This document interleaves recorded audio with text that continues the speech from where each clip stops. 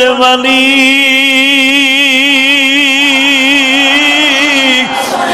আমার ভাষা দুনিয়ার কেউ বুঝে না, তুমি বুঝাও। দেখবা কোরবানির একদিন আগে ওর মুখে কোনো খাবার দেয় না, যত দামি দামি খাবার দাও না কিন্তু খায় না, খোল ভুসি দাও খায় না, তাজা ঘাস দাও খায় না।